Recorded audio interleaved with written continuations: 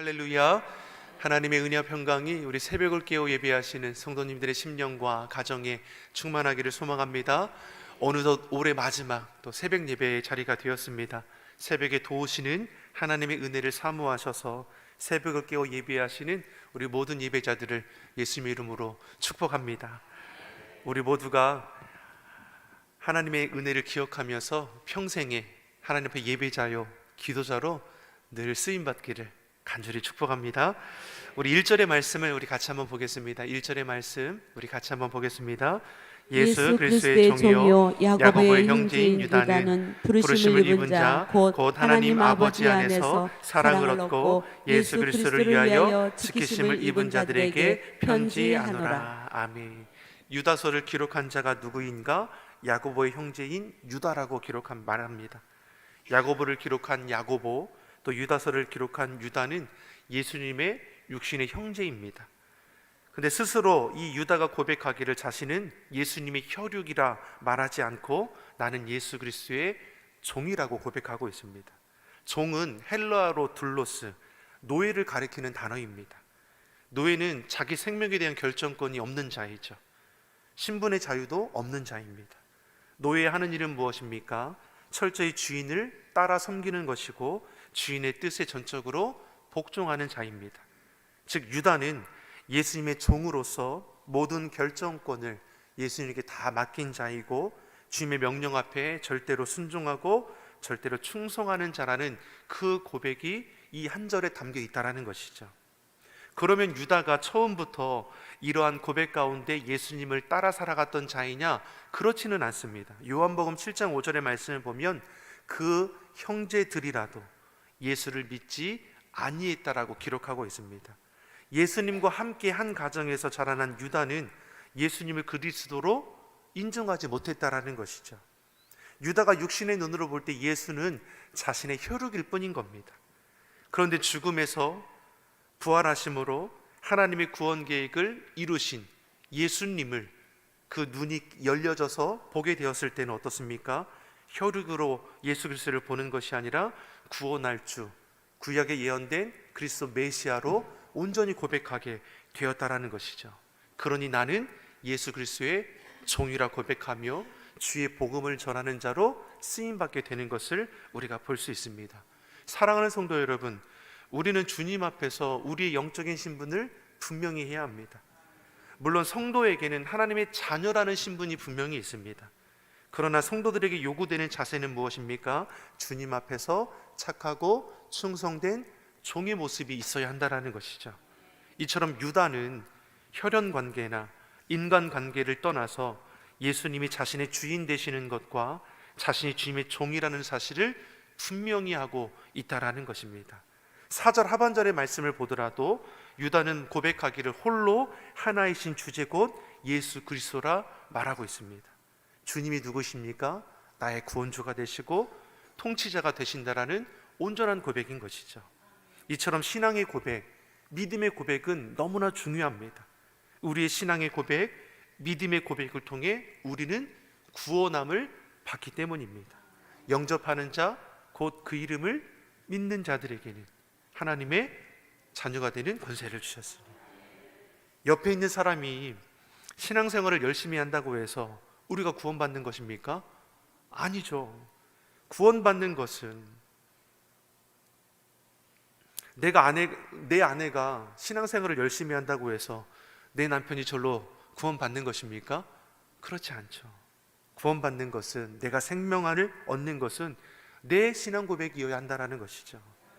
사랑하는 성도 여러분, 누구도 나를 대신해 주지 않는 것입니다. 예수님께서 나의 죄를 위해 십자가에 달려 죽으셨다는 사실을 우리가 분명히 믿음으로 믿고 고백하여 나아갈 때에 구원주 되시는 우리 주님께서 우리의 생명의 길을 열어주시는 것이죠. 이와 같은 생명의 신앙의 고백을 통해 우리가 삶의 자리를 세워가는 것입니다. 1절에서 유다가 누구에게 편지한다라고 말합니까? 부르심을 입은 자들, 곧 하나님 아버지의 사랑을 얻고 예수 그리스도를 위하여 지키심을 입은 자들에게 편지한다라는 겁니다. 이들이 누구입니까? 당시의 핍박과 박해로 미혹의 시대에 살아가면서도 믿음을 지켜내던 자들이라는 것이죠. 아무리 모진 핍박과 박해가 있을지라도, 헛된 우상과 이단들이 파는 시대일지라도 결코 흔들리거나 좌절하지 않고 믿음으로 살아가는 자들에게 지금 서신을 통해서 저들을 위로하고 권면해주고 축복해주고 있습니다. 이들을 가리켜 부르심을 입은 자이고 하나님의 사랑을 받고 보호하심을 입은 자라고 했습니다. 다시 말해 믿음을 지키는 자는 도리어 그 믿음을 통해서 보호하심을 입게 된다라는 것입니다. 아멘이십니까? 우리가 믿음을 지켜 살아가는 것은 곧 무엇입니까? 우리 생명을 지키는 것이고 우리 가정을 지키는 것이고 이 나라 이 민족을 지켜내는 것이죠. 왜 그렇습니까? 우리 믿음을 통해 주님께서는 역사해 주시기 때문입니다. 2절의 말씀에도 무엇이라고 축복해 줍니까? 저들을 향해서 긍휼과 평강과 사랑이 너희에게 더욱 많을지어다. 앞서 요한 3서의 말씀을 보더라도 진리 안에서 거하며 사랑으로 이웃을 섬기는 자를 어떻게 축복했습니까? 영원히 잘됨같이 범사에 잘되고 강건케 되는 삼중의 축복을 간구했습니다. 유다서도 똑같습니다. 믿음을 지키며 살아가는 저들을 향해서 긍휼과 평강과 사랑이 가득하기를 기도한다라는 것이죠. 사랑하는 성도 여러분, 우리 성도님들의 심령과 삶의 자리에 긍휼과 평강과 사랑의 축복이 넘쳐날 줄 믿습니다. 누구에게 주시는 복입니까? 시대가 아무리 어렵지만 믿음을 지키고 살아가는 자들에게 하나님께서 약속하신 복과 은혜가 충만할 줄 믿습니다. 내 힘으로는 시대의 악함을 대적하는 데는 한계가 있습니다. 하나님의 도우심과 보호하심과 자비하심이 있어야 하는 것이죠. 다윗도 하나님께 간구하기를 여호와가 내 목자가 되시니 내가 부족함이 없다라고 했습니다. 우리도 연약한 인생이지 않습니까? 부족하고 작은 것에도 쉽게 흔들리고 넘어질 때도 있습니다. 그러나 여호와 하나님께서 우리의 목자가 되어 주시니 그 연약함 속에서도 부족함 속에서도 우리는 일어설 수 있는 것이죠. 주님께서 우리를 지켜주시고 보호하여 주시고 인도하여 주시기 때문에 우리는 안전할 수 있다는 것입니다. 하나님의 도우심 없이는 죄의 유혹과 공격 앞에 우리는 무력할 수밖에 없는 것이죠. 하나님의 마음이 합한 이 다윗조차도, 이런 놀라운 고백을 행했던 다윗조차도 어떻습니까? 죄의 유혹 앞에 넘어질 때가 있었습니다. 밧세바, 성적인 유혹 앞에 넘어져 버리지 않았습니까? 아무리 신앙이 견고해도 인간은 누구나 죄의 공격과 유혹으로 넘어질 가능성이 항상 있다라는 것이죠. 아니, 더욱 정확히 말하면 인간 스스로는 죄의 공격과 유혹을 결코 이길 수 없다라는 것입니다. 그러니 도움이 필요한 것이죠. 하나님께로부터 오는 도움이 우리에게는 절대적으로 필요합니다. 죄의 공격과 유혹 앞에서 자신의 한계를 인정하고 겸손히 주의 도우심을 구하고 찾는 자가 되어야 하는 것이죠. 그래서 새벽에 기도하는 것이 너무나 중요합니다. 새벽에 도우시는 여호와 하나님을 의지함으로 우리가 올 한 해를 늘 이겨냈던 것처럼 2024년도 여러분 기대하십시오. 새벽을 깨어 기도하는 우리의 심령 가운데, 우리 삶의 자리에 주님께서 어떠한 복과 은혜를 더해 주실지 우리는 날마다 소망하는 가운데 살아가는 자가 되어야 할 줄 믿습니다. 특별히 수고 많으셨습니다. 새벽마다 이 자리를 지키시느라고 너무나 수고 많으셨습니다. 사람의 눈으로 보아도 참 기쁘고 감사한데 하나님 아버지께서 우리의 그 헌신과 수고를 바라보실 때 얼마나 위로가 되고 축복이 되고 격려가 되겠습니까? 여러분, 하나님께서 여러분의 삶의 자리를 지키시고 도우심을 믿습니다. 때론 연약할 때가 있죠. 예기치 어려움의 문제를 만날 때 우리가 낙심하고 불평하기보다는 그럼에도 지 은혜 가운데 나를 쳐서 그 말씀 앞에 늘 비추어 봄을 통해서 주님께서 크고 비밀한 일을 나를 통해 이루신다 하셨는데 우리가 그것을 발견하고 또 참여하는 크신 은혜를 날마다 누리며 나가기를 예수님의 이름으로 축원합니다. 오늘 본문에서 유다는 믿음으로 사는 자들에게 또 무엇을 말씀하냐면 힘써 싸우라고 말씀합니다. 3절에 보니까 믿음의 도를 지키기 위해서 힘써 싸우라는 것이죠. 무엇을 지키기 위해서? 믿음의 도를 지키기 위해서. 믿음이 무엇입니까? 구원에 이르는 유일한 근거가 되죠. 죄인인 우리를 거듭나게 하는 유일한 방법이 믿음입니다. 그러니 공중권세 잡은 자는 우는 사자와 같이 우리의 믿음을 쓰러뜨리기 위해서 틈타고 있다는 것이죠. 그러니 힘써 싸울 것을 말씀하는 것입니다. 우리가 싸울 대적자는 어디 있습니까? 4절에서 이렇게 말씀해 주고 있습니다. 4절의 말씀을 우리 같이 한번 보겠습니다. 이는 가만히 들어온 사람 몇이 있습니다. 저희는 옛적부터 이 판결을 받기로 미리 기록된 자니 경건치 아니하여 우리 하나님의 은혜를 도리어 세교거리로 바꾸고 홀로 하나이신 주제 곧 우리 주 예수 그리스도를 부인하는 자니라. 아멘. 원수 마귀는 어떻게 들어옵니까? 가만히 들어왔다라는 거죠. 광명한 천사처럼 위장해서 우리를 속여 우리의 믿음을 흔들어 놓는다는 것이죠. 이들의 특징을 뭐라고 말씀합니까? 경건치 아니하여 우리 하나님의 은혜를 도리어 세교거리로 바꾼다라고 했습니다. 은혜를 쫓아 살아갈 자들에게 자꾸만 육체의 소욕을 따라가도록 현혹하는 것이죠. 우리의 시선을 자꾸만 세상 문화, 세상 재미 등 세상이 주는 쾌락을 쫓아가도록 흔들어 놓는다는 것입니다. 5절을 보면 이제 어떤 예를 들어줍니까? 애굽에서 종살이하던 이스라엘 백성들을 하나님께서 구원해 내셨습니다. 그리고 적과 꼴이 흐르는 가나안 땅을 약속하십니다. 문제는 구원받은 백성들이 광야에서 만나는 문제와 어려움 가운데 불평하고 원망하는 일들이 많아졌다는 것이죠. 그러면서 어디로 돌아가고자 합니까? 애굽에서 종살이할 때로 돌아가고자 허탄한 말을 하는 것이죠. 결국 하나님의 말씀을 거역하고 믿음을 지키지 못한 이들은 광야 1세대들은 약속의 땅에 들어가지 못하고 광야에서 다 죽게 되었습니다. 7절에도 말씀을 보니까 무엇입니까? 소돔과 고모라를 말씀하는데 그 땅의 사람들이 육체의 정욕을 따라 음란함에 빠져 결국 어떻게 됩니까? 영원한 불의 영벌을 받게 되었다라는 것이죠. 이것을 본보기로 삼아서 우리는 믿음을 지켜야 하고 원수 마귀를 대적해야 할 것을 말씀해 주는 것입니다. 이렇기 위해서 우리가 어떻게 하냐? 하나님 말씀을 가까이 하라는 것이죠.